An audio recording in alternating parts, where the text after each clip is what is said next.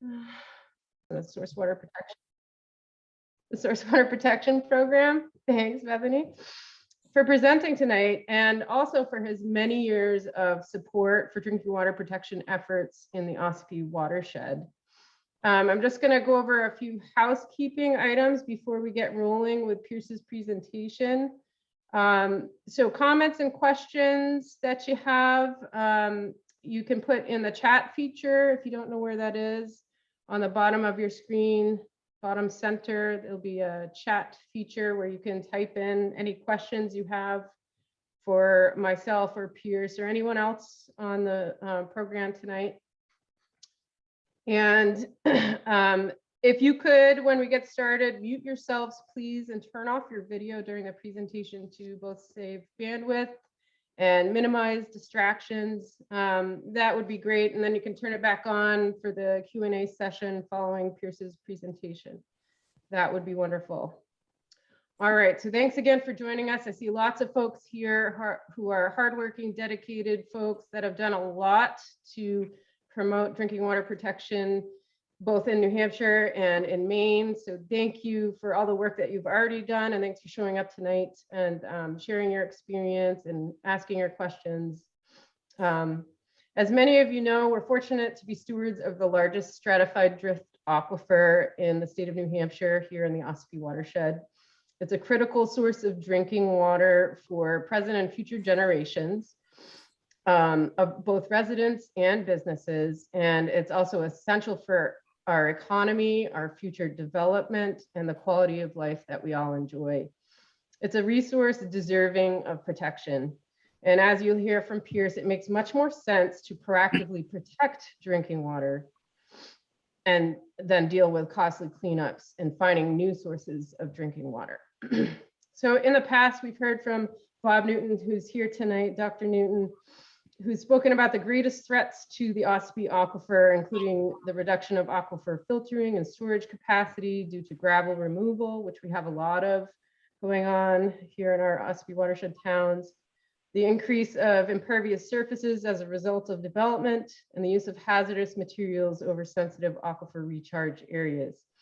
And he's also gone on to express both from his own research in our watershed of private wells and from our research of rivers and streams and our lakes, that road salt is one of the main threats to drinking water in the Ossipee watershed.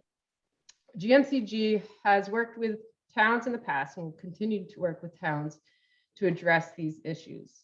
And I just want to say before we get started with Pierce, if you're interested in being involved in drinking water protection efforts here in the Ossipee watershed in a bigger way, please reach out to me.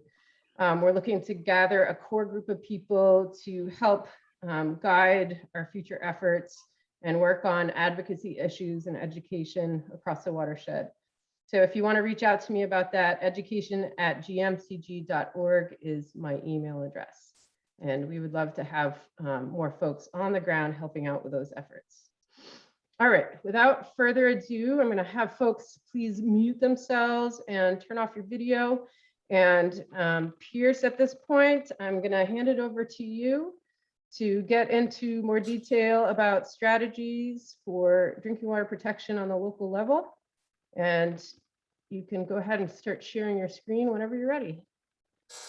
Okay, thank you, Tara, and thank you everyone for coming tonight and attending. I'm actually going to take a second here to get my screen going. I don't use Zoom very much. Hopefully this works.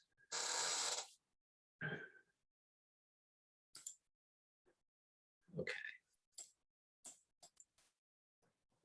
Back to the beginning. All right, so hopefully you now see my screen, Tara. Yes.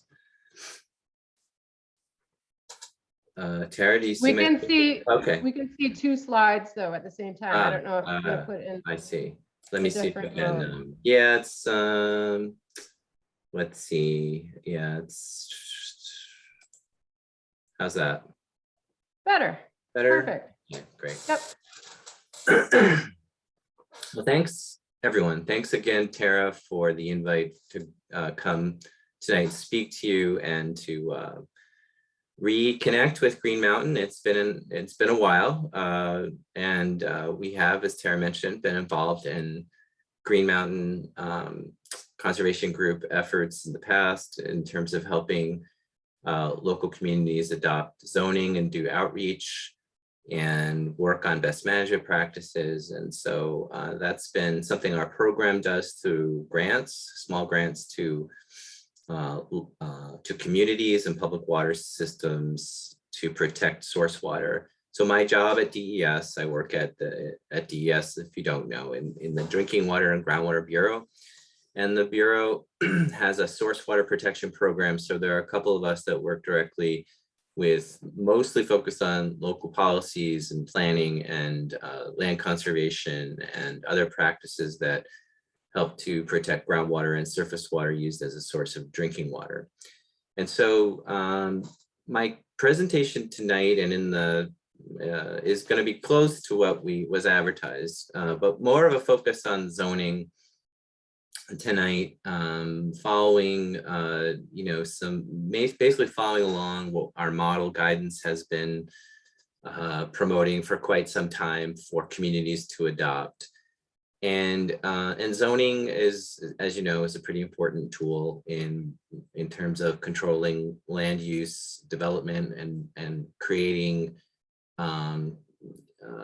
land use conditions that are both supportive of economic development and environmental protection. So, this ordinance, the model that we have, has been something that many communities have adopted, and yet this summer I worked with our intern to look at some key elements of that language that are in the 109 or so towns that have groundwater protection and zoning districts, and the language used in a number of cases is honestly is something that might need more attention in some cases, in terms of things like how well it defines the boundary of the district by use of referring to technical studies or to maps and things of that nature. I'll talk a little bit about that. But just a plug for the idea that, coming back and improving zoning is probably not a bad thing in a number of communities. And I have some data on that I can share with Green Mountain or whomever's interested. So, I'm going to walk through everybody probably knows a little bit about why or how source water protection works.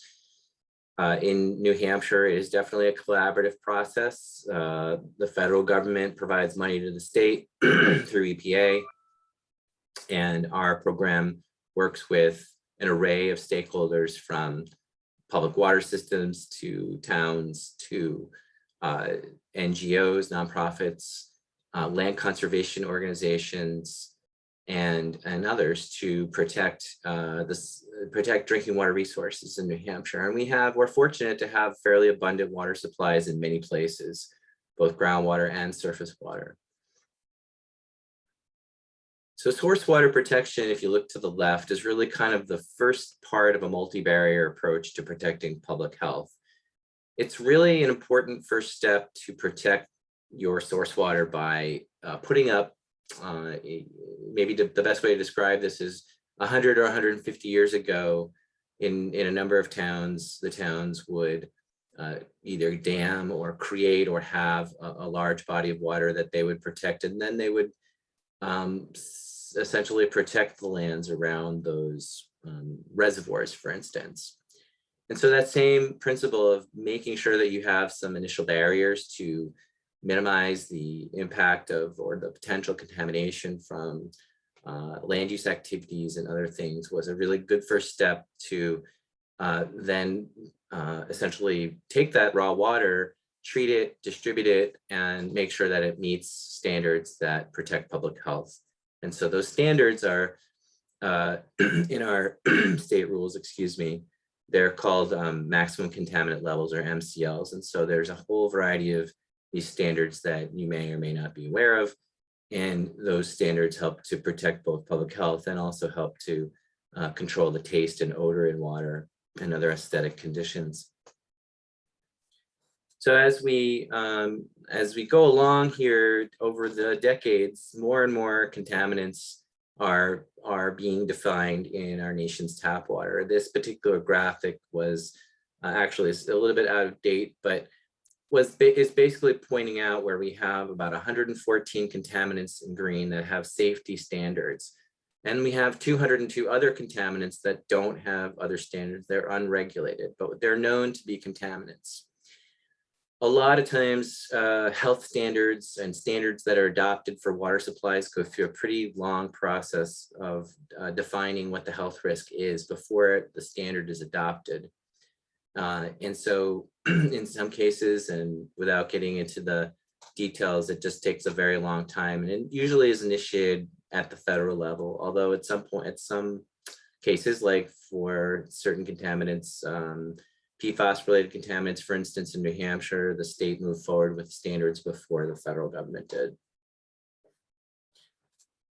So just talking a little bit about different types of contaminants that are fairly, that you might be familiar with, which, over the last 15 years or so, the state went through a process to identify and deal with essentially MTBE, which was a chemical that was used as an oxygen. It was essentially used in gasoline as an additive. And that particular compound is quite durable and was through either spills, releases, lost and into the, made its way into our groundwater supplies, into our aquifers and reservoirs. And that compound has been removed for a long time now, but it still can be detected in water supplies. And so we have a whole program now that has been set up, essentially a bureau to deal with how to either treat out or work with, usually it's private wells, but also public water suppliers who have MTBE in their source water. But this is obviously something that has cost a lot of money. The state was awarded approximately $300 million to in a case with Exxon and other gasoline manufacturers, and those monies are being used to mitigate the impacts of the MTBE. So you can kind of see where I'm going, that it isn't just fuel additives. There are other things like polyfluoroalkyl substances or PFAS compounds, which are also quite durable and are related to plastics and things like that. And 1,4-dioxane, which is a solvent. It comes from solvents, paint thinners, and things like that. So these compounds can be in some sense, they are to some degree compounds that can make their way into groundwater or surface water and provide challenges to water systems to be able to treat them out. So I think the basic idea here is that, as we go along, this chart is showing you the number of standards, essentially, the number of contaminants regulated on the y-axis, and on the x-axis over time, it's essentially time. So as you get close to the year 2000, you can see the numbers of contaminants that are regulated are expanding exponentially. And we're in an age now where we can detect things in parts per trillion. And so a lot of these things that we use, some of them have effects that we're finding, in terms of health impacts that require us to, require good policy and protection efforts to minimize contamination from certain compounds that are not good for humans to drink over time. So as I mentioned, things like, and some compounds like 1,4-dioxane is in a lot of different, has been put in a lot of different commercial products. So this gets back to everybody has a role in this. If you have this in your garage or you have this at a business, you're using these things, it's important that these particular products that are used appropriately. So source water protection has a whole range of tools that we at the state we support, that we promote, that we provide technical assistance for, all sort of in the with the idea that if we apply enough of these things, that we can minimize the amount of contamination, so that water supplies remain sustainable, and the quality and the quantity of the source water is available, for in perpetuity. So zoning, I'm going to focus on mostly on the zoning question tonight. The model, I'm going to refer a lot to the model that we provide, because that's the guidance and that's the official guidance that DES provides to communities. And so it's and I'm not I should disclaim, I'm not a planner per se. I have worked in community planning a long time ago, but that's not what I do for a living. So if you have detailed planning questions and you sit on a planning board, I may not be able to get you all the way there in terms of the details of the current statutes with planning.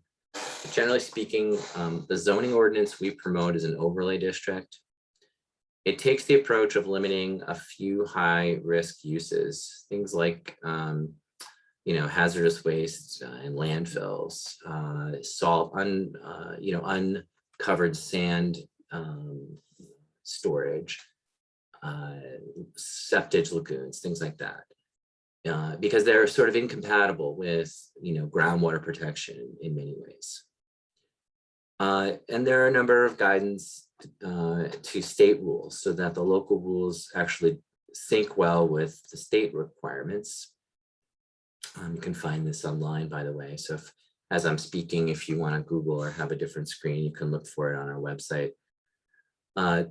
Any zoning requires you to have a pretty strong master plan that lays out kind of the general principles in your community of what you want to achieve, what are the goals, and they are important to have in place if you're going to adopt groundwater protection zoning, which is environmental characteristics zoning. So it's important that that be a first good step. And you can see in the map here that a number of communities in blue, this is off our DES dashboard, have in the area have some form of groundwater protection or aquifer protection zoning in place already.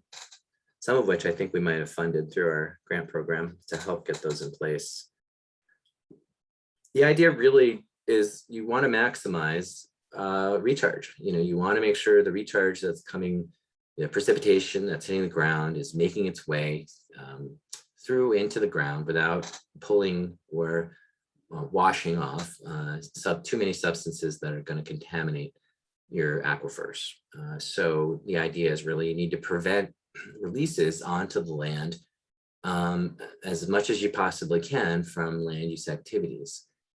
And that's, this is conceptual, but basically the general idea is if you're able to, maximize clean recharge and minimize the amount of contamination coming off of land use activities, you're going to end up with, a long-term good outcome in terms of having available drinking water that's safe to drink.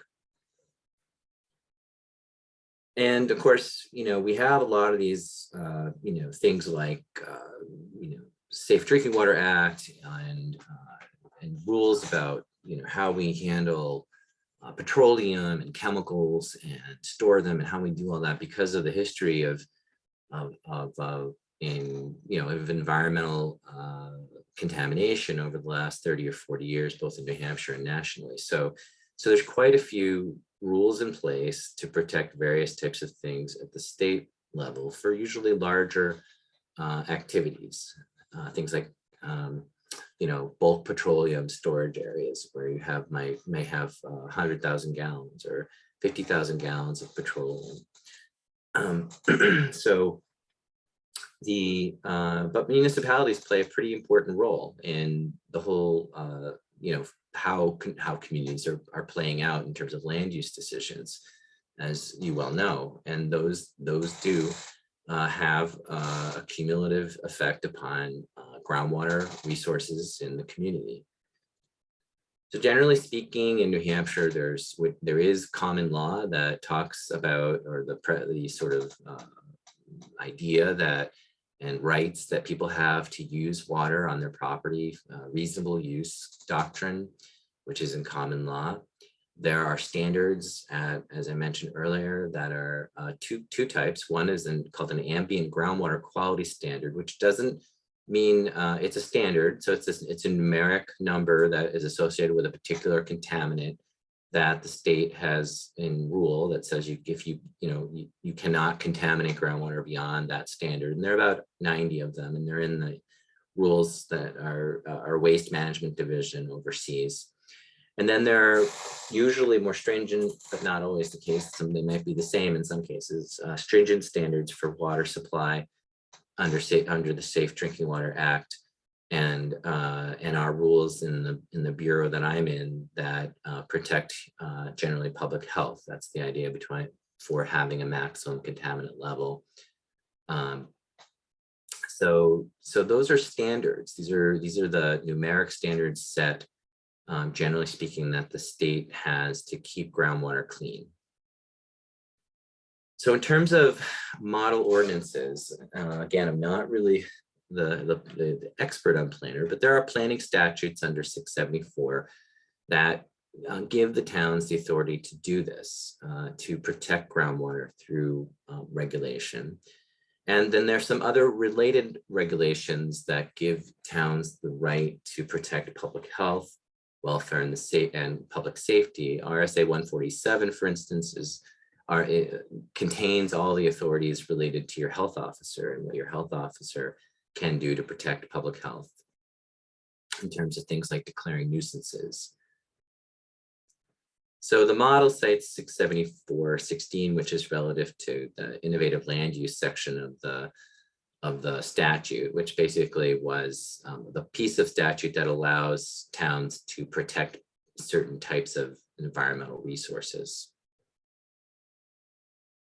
The purpose is pretty simple, and the purpose is important when writing your local ordinance. It's to protect public health, which is stated in the document, to meet standards related to that I mentioned, the ambient groundwater standards, and achieve a sustainable water supply for your community. So we know, as Tara mentioned, that the alternatives aren't so great. The cost of treatment on a per site basis can be quite expensive. This is a site in the western part of Milford, related to a company that was unfortunately dumping trichloroethylene, I believe, in the back of their business, and it was in a very fairly porous environment, and this was a very large aquifer along the Sauhegan River, and was also Milford's water supply. So the water supply was contaminated, and this was actually an emergency situation where the town had to move from the wells it was using and drill wells into the town of Amherst, which created its own its own series of unhappiness between Milford and Amherst. But so it has having to design and build a new source and connect it into an existing distribution system for a community is quite expensive. And in this case, the ongoing maintenance costs are quite high. So in terms of defining, and this is what I was mentioning earlier, we did some reviews of the 109 ordinances in towns across the state. The district boundary is, from our perspective, needs to be fairly clear and technically defined. So if you're going to protect an aquifer, or you're going to protect a wellhead protection area, those need to refer to reports that give a good idea of where those areas and resources are. The courts, from my general understanding of the law, tend to defer to communities when they do use something like a map or a technical study that is fairly well accepted. In this case, we usually refer towns rather, to the USGS studies on stratified drift aquifer mapping, which follows a fairly defined process of defining those boundaries, which are, you know, can be off. They're not to the foot. They're using fairly small scale mapping, but those are fairly standard reports that we refer people to look at. And those are online as well, and you're probably familiar with them. And then the other things we tell towns to look at are hydrological reports, or basically technical, usually consultant reports, sometimes referred to as phase 2, that are doing field-based delineations and models of where groundwater is being pulled in to a well, and they're referred to as wellhead protection areas. So we usually tell towns, if you're going to protect your water resources, if you have wellhead protection areas for community wells, you should protect those. And then the broader aquifers defined by USGS are where you should really be putting your, designing your ordinance to protect. And of course, the little caveat at the bottom is there are a number of places or towns where they're referring to a printed map, and sometimes that map becomes outdated, or it's lost, or sometimes the language in the ordinance is using terms that aren't well defined, like high yield aquifer, which may not really have a definition. So then people get confused as to what a high yield aquifer is. And so our ordinance model rather has a guidance, an appendix that talks about drafting clear language in this district boundary area. So just to kind of build on that idea, you want to avoid references to older maps where that people, that might be 20 years old. And of course, a number of these wellhead protection areas come and go. So there might be a new map, a new wellhead protection area. So having a static map may not be the best way to go, because it's an official legal document. So it's referring to an area from your zoning to a specific map, which may not represent the current areas you want to protect. So the language we have in our ordinance is a bit more open-ended, like it refers, I think, to DES, all the wellhead protection areas that are approved by the Department of Environmental Services as revised, or something like that. But it basically just tells the applicants, and the towns are basically saying it's anything that DES defines as a wellhead protection area. So that's one way to get around that problem of having a static map that becomes outdated. So all of you probably have some sense of what are the types of things that tend to create risks for groundwater. There's a whole array of things that can cause problems with groundwater. So without going into great detail here, these are all things that we have, again, rules or best management practices to try to minimize the release of things into the ground that are going to cause problems. There's a myriad of rules. There's a myriad of BMPs. I won't go into a lot of them tonight, but the DES has done assessments of risk for individual sources some time ago, for individual wells, for instance. So for water supply wells, there is a report, there are reports, but that basically use a way to assess risk based on things that are near them, like farms, like underground storage tanks, above ground storage tanks, septic systems, things like that, in some concentration at some distance. It was more or less a GIS exercise. But evaluating the risk to a particular source is really a specific thing. It's something that you can evaluate, and then you can design your protections around.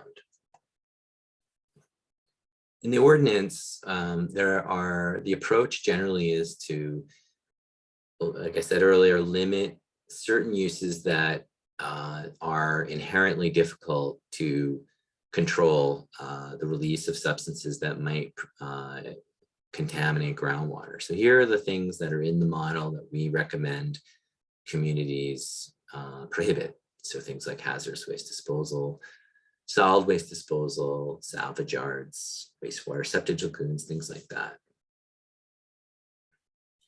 For most everything else, there are a series of best practices and language that is designed to sort of minimize the release of things through better management. Now, best management practices are, good. They're not 100%, but they tend to be those things that are going to try to keep enough of the contaminant out of the groundwater so that it doesn't have a noticeable impact upon, on your water supply and on your groundwater quality.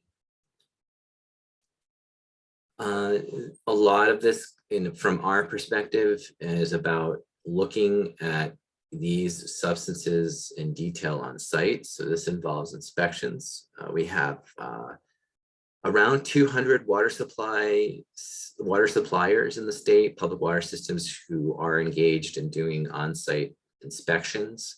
And so they do, they basically look at things under the rules we have that relate to what's called a regulated substance. ENV DW 401 is the rule. And that rule is something that we've worked with Green Mountain and others to kind of get the word out to businesses as best we can that they should be following these rules to basically contain, store, label, keep away from drains, keep inside or covered if outside, so that the release of these substances is minimized. Sorry.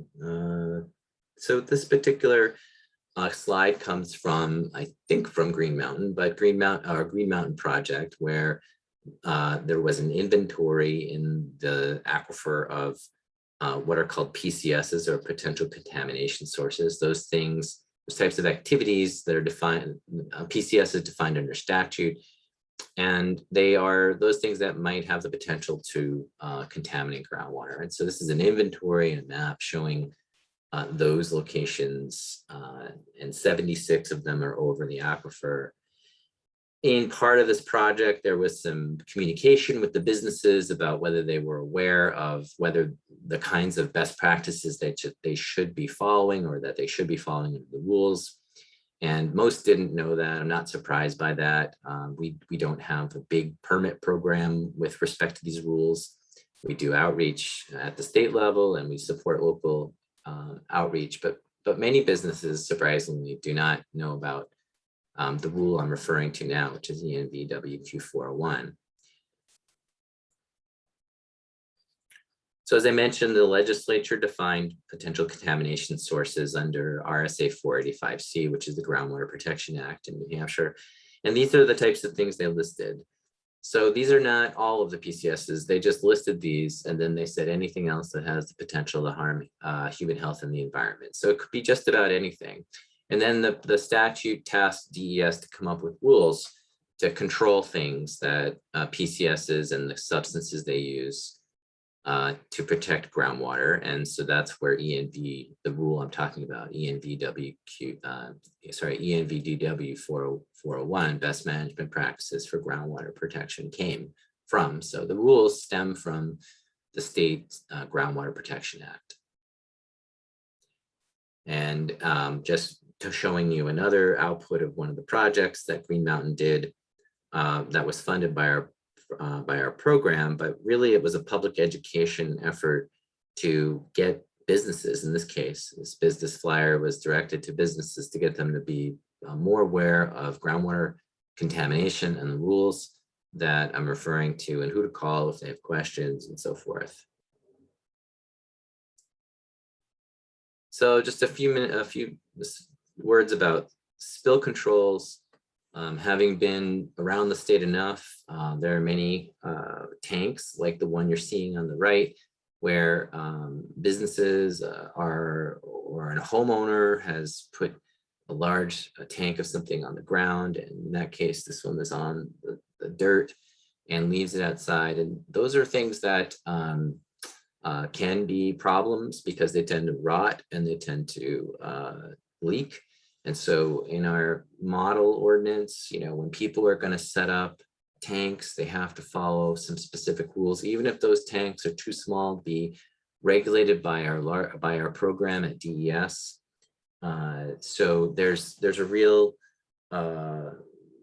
baseline here for how to both set up a tank, and I won't go into the details, but ENVWQ41 has a number of details about how to protect that tank and manage that tank so it doesn't release to the ground. So in the model ordinance, say an applicant business was putting in a new series of tanks, above ground storage tanks, but it wasn't, they were say 300 or 400 gallons or something like that. The model ordinance and the local zoning would address those tanks and have some specific requirements for them. And usually you want somebody involved who has some idea of safety and health. So it could be your fire chief along with your health officer, who might be looking at how these tanks are going to be put out and how they're going to be managed on site. And of course, we get calls about this. So people call us and say, this is going in, what should we do? And we try to give people advice on how to interpret the rules at the state level.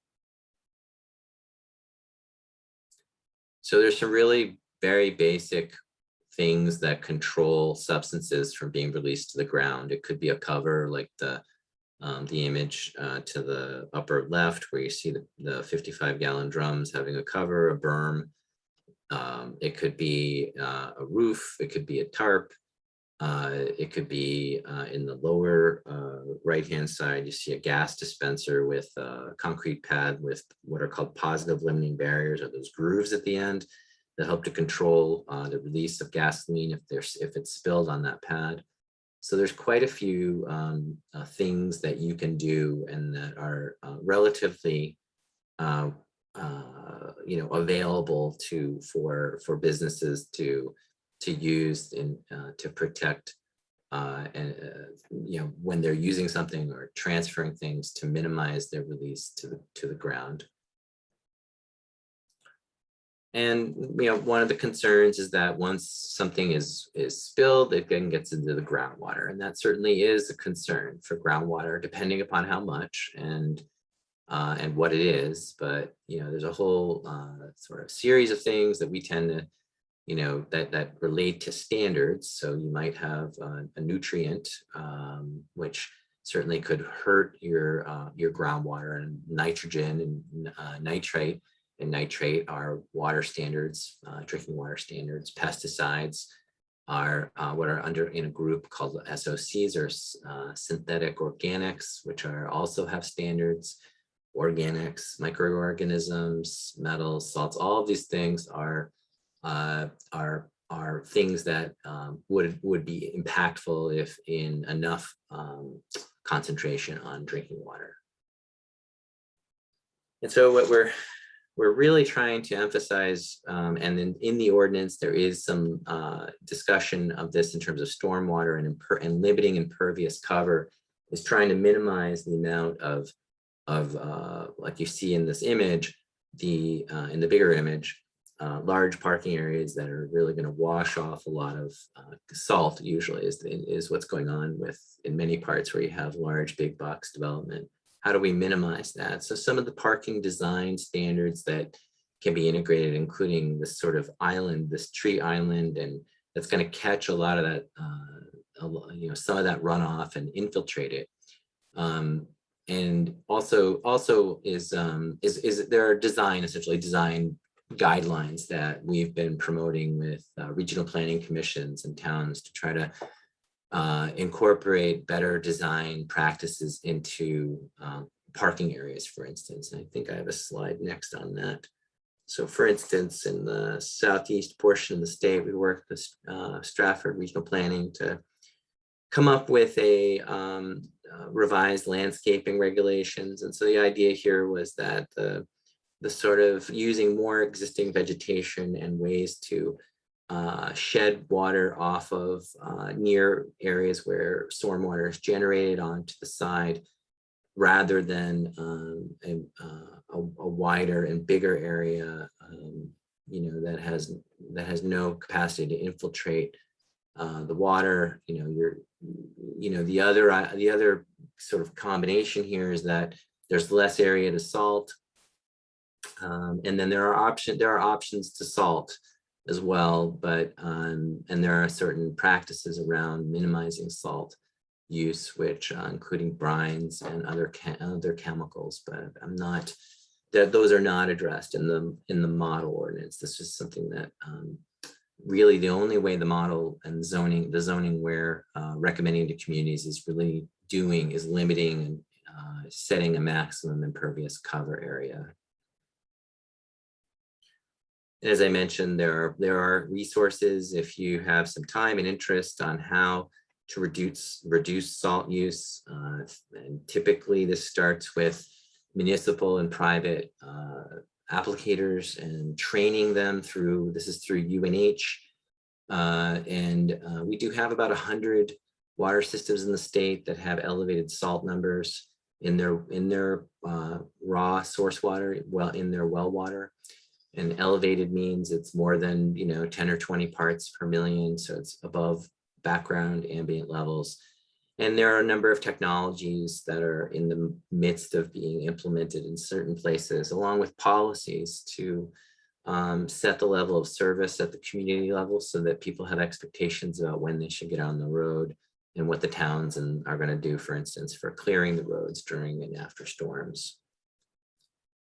I mean, generally speaking, in other, in places where there's development, where we are, and again, I should say this is not in the model, but we've been promoting smart growth, open space subdivisions that tend to cluster houses on the smaller lots versus large lot developments, which have more road, more infrastructure, and are also they're not working in the same way from a keep maintaining the hydrologic cycle on the land as you would in the lower image, where you have retained a lot more of the tree cover and natural cover.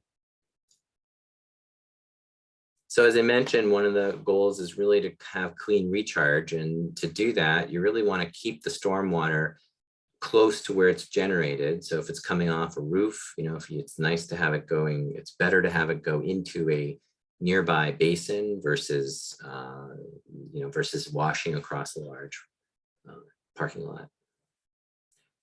So if you're in this again is not really part of the model, but if you're also on a planning board and you're looking at site plan review, you're going to have to infiltrate that roof runoff for that new building. So maybe you want to have your stormwater infiltration galleries right near that roof, so it's not running across the parking lot, contoured away from the well. So if that well that you can see in the lower left-hand corner, you really don't want your runoff to be going in that direction. You probably want to grade it in a different place. And anything on site that has a higher risk in terms of contaminants being discharged or released should be the furthest that can be away from the well. And any kind of structural controls that would keep spills and things of that nature should also be designed into the site plan. So really what we're looking to do over the long term is to plan development to maximize clean recharge to the best we can do. And that means minimizing contaminants that we know affect public health and the environment. And those are the ones we currently know, through our drinking water standards. We want to limit contamination has a tangible effect upon community growth and development over time. It's expensive, as I mentioned in the Milford example, and in many cases it creates a liability for both the community and the homeowner, or I'm sorry, the business owner, for instance. I did a number of inspections at salvage yards 15 years ago, and many of those businesses, unfortunately, because of the history of having things spilled and released on those sites, were really encumbered by the environmental liability that was present on the site. So in other words, they couldn't really sell their property very easily because of how much liability they had on site. So the other take-home point here is really you need to look at what might be a higher risk in your community in terms of groundwater and try to implement that into your zoning, place that into your zoning, as well as the types of practices that would limit the release of substances through use.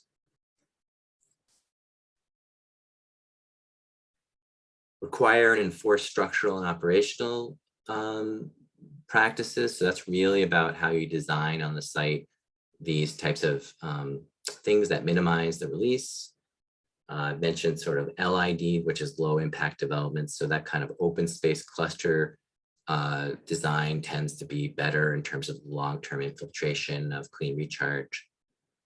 And infiltrate stormwater only through practices that are proven to be effective at limiting certain pollutants. And so we're fortunate to have the UNH Stormwater Center that has a number of practices and science around what does and doesn't get removed from certain types of practices.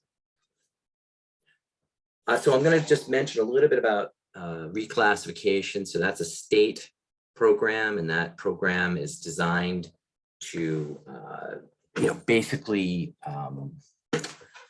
applications are submitted to the department, and what it does is set up very similar things that I've just talked about. There's kind of a list of things that are restricted from being within these reclassified areas, and they're referred to in a couple different types of reclassification. One is called GAA. Don't ask me what that means. The legislature made that one up. But basically it refers to a wellhead protection area, and it provides for, in those areas, authorities to be shared by DES and local government to protect and enforce BMPs that I've been talking about under ENV WQ401. So there's this idea that we're going to limit high risks, manage other uses through the use of these rules. And that's something that we have about a dozen of these across the state, and they're implemented by local authorities, including water suppliers or municipal staff. I mean, the advantage here is that with reclassification is you're not just protecting your aquifer in your town, but also your aquifer in the region. So it could cross municipal boundaries. The reclassifications, in some cases, in the case you're seeing here, is across in an aquifer across Lee to Durham. And there are several other definitions of reclassification in the statute that are referred to as GA2. That particular designation is based upon transmissivity, which is a term used for aquifers, and saturated thickness, which is the depth of water essentially in the aquifer. And so that's a different area. It doesn't actually have a protection status. It's essentially an area that the legislature thought was important, but never actually defined in terms of assigning specific protections. So our program is available for a variety and serves a variety of purposes and has a number of programs in place. And you can take a look at those. We can talk about a few of them if you're interested. Our program has been in place for at least 20 years, and we've worked with a variety of stakeholders. And if you're interested and have questions after today's presentation about your zoning or other protections, I'd be happy to talk about them. And that concludes kind of what I had to say tonight. So Tara, I'm gonna pass it back to you and see what, I guess if there are questions, I'm happy to answer them. All right, thanks, Pierce. If you want to do stop screen share on your screen when you come back, we can start with the question and answer session. And we already have one question in the chat feature. Okay. Okay, sorry, let me do this. So if you go on the bottom, it should say stop screen share. Yes, got it. Thank you. All right, perfect. Okay. So we do have one question to start with from Tom Gross. Hi, Tom. He asks, is there pending legislation to increase funding for DES, municipalities and nonprofits like GMCG and SHA, or the Saco Headwaters Alliance for Water Protection? DES has the knowledge and expertise, as does GMCG, and we are severely resource constrained, e.g. PCS's, hang on a second, seem not to be monitored, and the state database of PCS is incomplete. We learned on a project a few years ago with Upper Saco Valley Land Trust. Yeah, the simple answer is I don't know of any legislation that's targeting more funding through DES to local organizations like SHA or Green Mountain.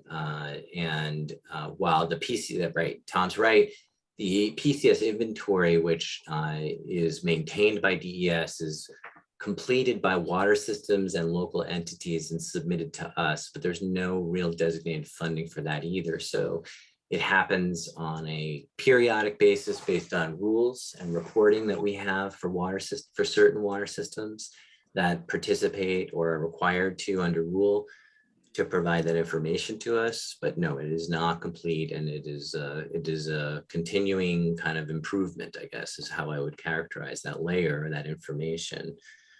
It's very much driven by local sources of information and local actions that include conducting inventories that we have resources to help communities do that. Yeah, and I'm just gonna say it's not very hard to do. We did it a number of years ago through the Source Water Protection Program with your support, Pierce, and it was basically a windshield survey of PCS's town by town.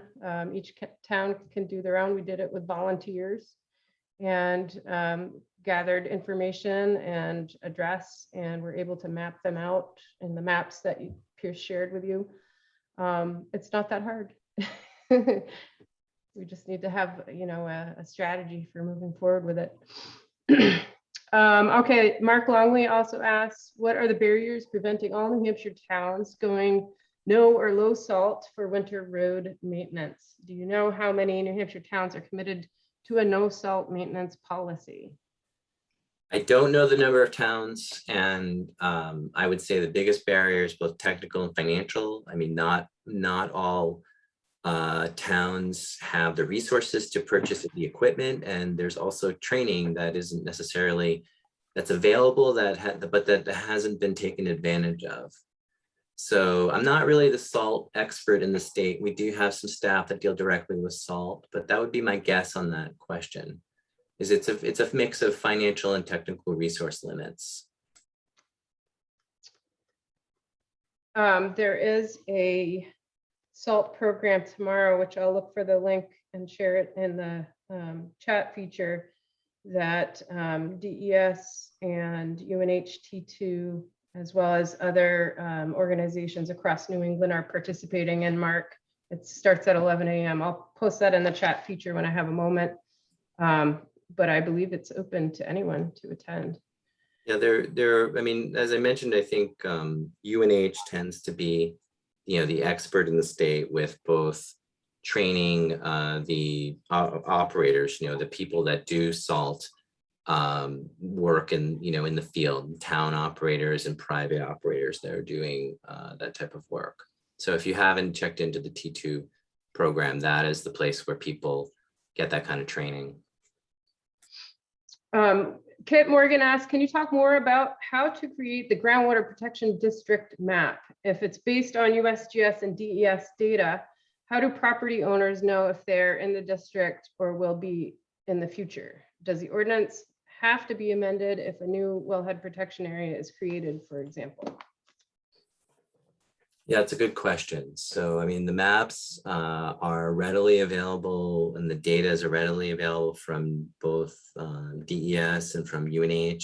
So communities can produce their own maps, or how do they know? So, right, so you would ideally have a map. Towns have official zoning maps that they review and update periodically. We produce maps for towns, or they have access to someone who can produce a map showing both of the areas that I'm referring to, like the stratified drift aquifer in town and the wellhead protection area. And so, so that's how they know where they are. So in many places the maps are essentially, they're online or they are in the town office. I guess the distinction I'm making is if the map is a static map, so you print it, say in 1995, that map might have changed in terms of the wellhead protection areas that are associated with community wells as community wells are added or that close down. And so referring to them in the language so that you leave it to reflect the most current areas, wellhead protection areas that are serving and related to community wells is a smarter approach. So the question about where those areas are would simply be a function of the town either maintaining the map by printing it out or having it available in town hall. I think that's, just from my own experience, it seems like some towns that doesn't work. It doesn't, sometimes it becomes an exercise because the map that's referred to way back when is no longer known as to where it went. And that creates a lot of confusion.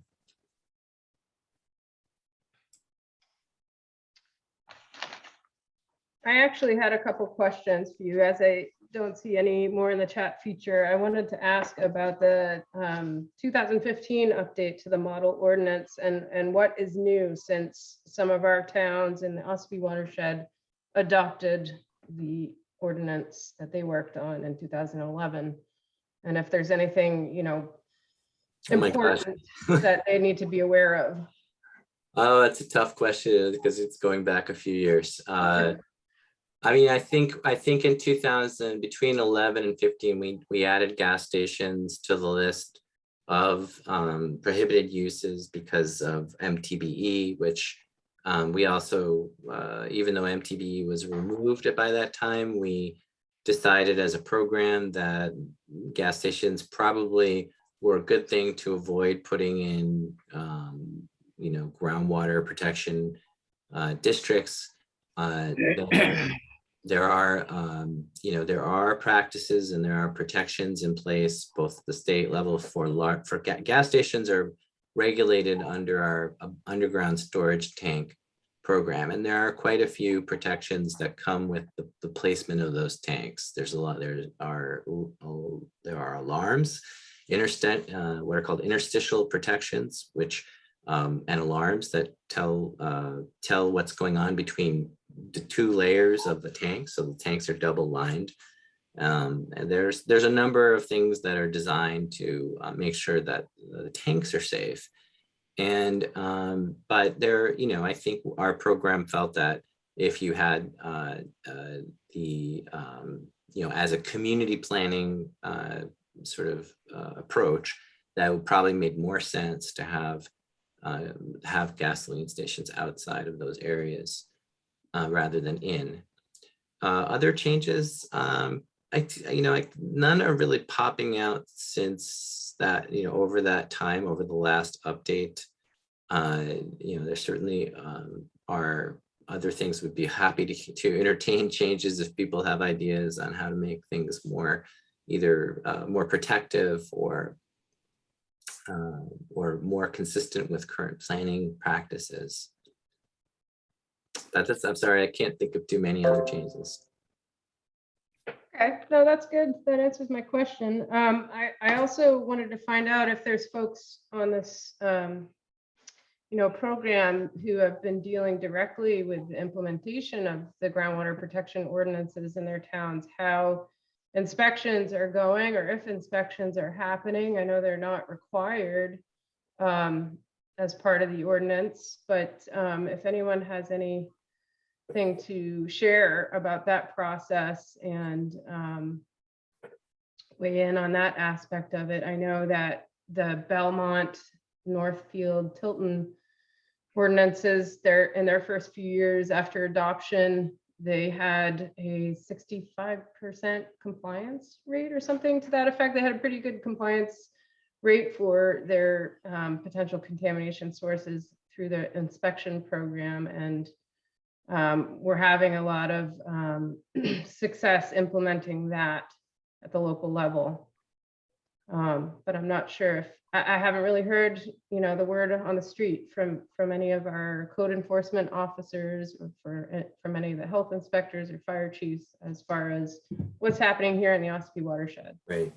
And the other thing to think about is you live in a part of the state where there's some pretty pristine water resources.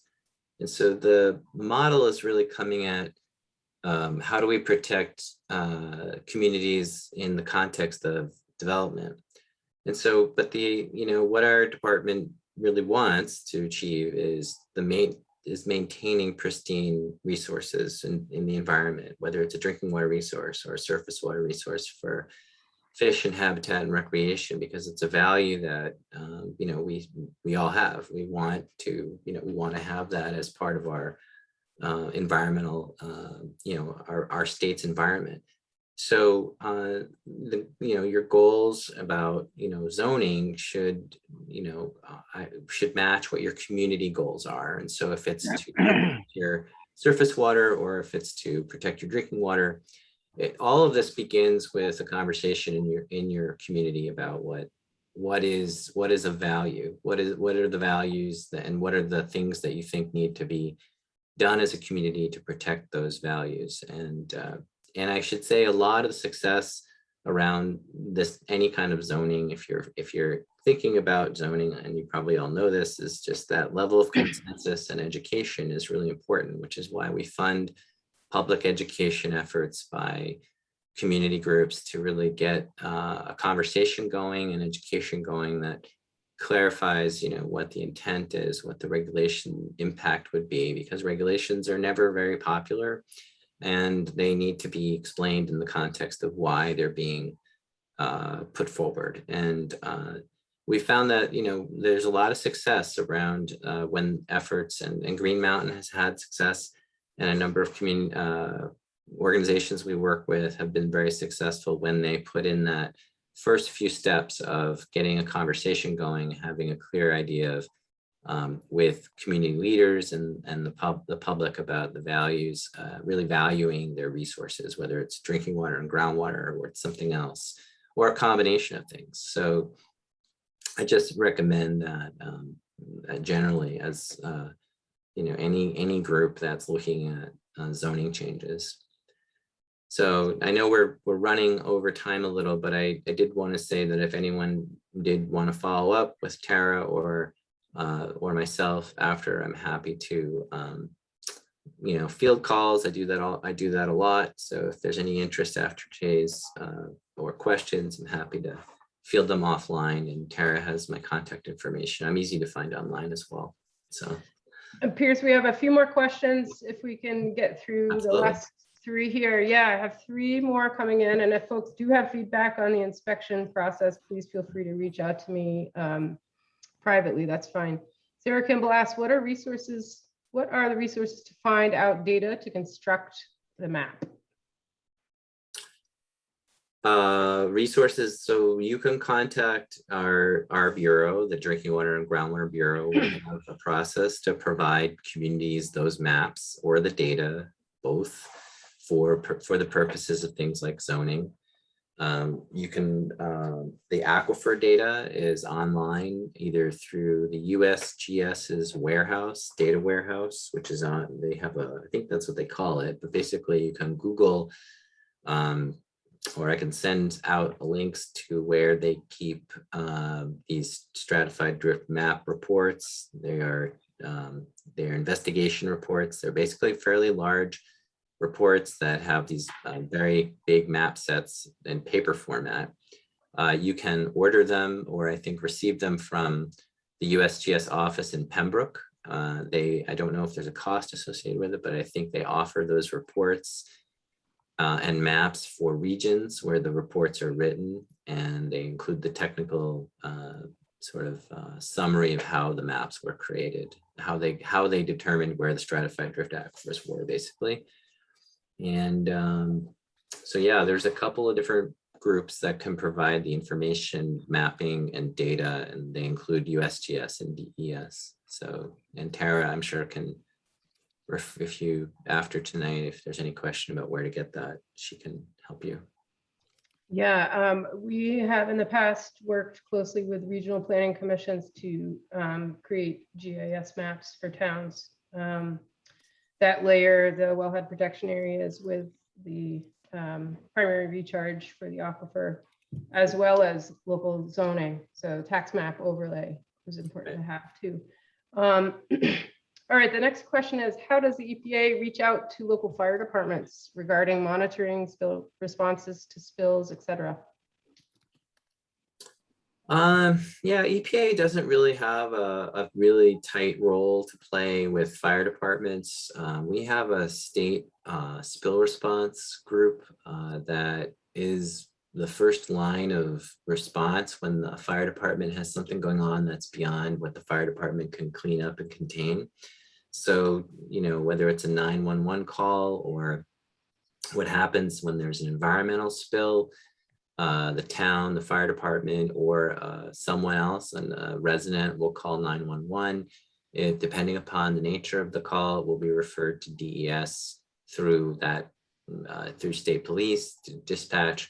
And we have a crew that goes out, and then they call in whomever in terms of contractors to get on site and clean everything up. So spill response and cleanup happens through DES generally when it's bigger than sort of a relatively small, you know, spill that your fire department can handle.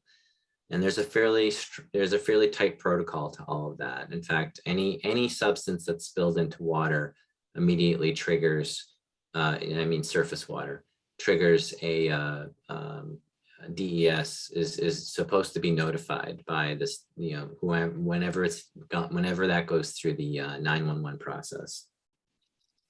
All right, and the last question we have is from Bob Newton. What is being done to limit infiltration from spills at gas stations? Does the state now have a recommendation or recommend oil water separators or storm scepters? Are curbs now being required?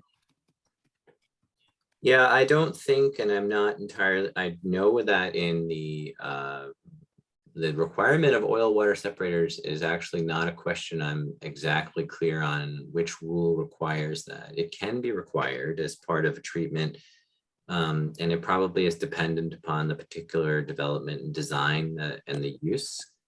What are we, I think the question was, what are we doing to limit stormwater? So the rules for like a gas station, for instance, new gas stations would, I believe, need to have, you first off have to have a pad where you dispense the fuel. I believe they now require positive limiting barriers at the edge. So that would keep a spill on that area, impervious area, until it was able to, in theory, be cleaned up or it evaporated, I suppose.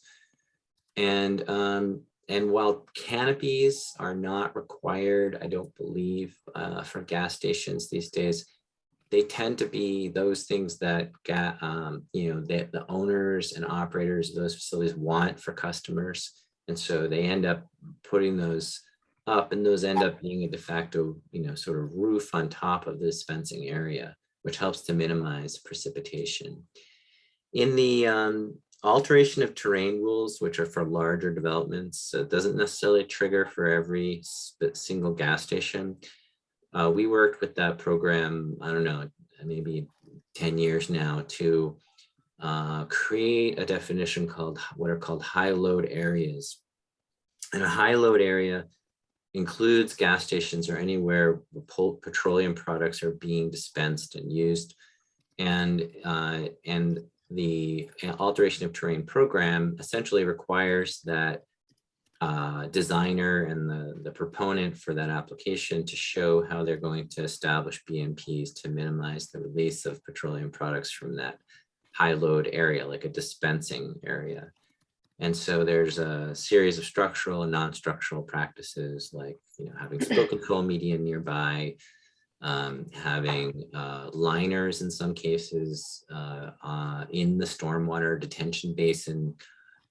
So for instance, if the water was coming off of the dispensing area and it was going to end up in a basin, like a stormwater practice, there may be a liner requirement so that essentially it's holding that water and any residual that was running off from that site into that basin, So, but I can't recall specifically when oil water separators are required either under the waste rules, but I'd have to get back to you on that.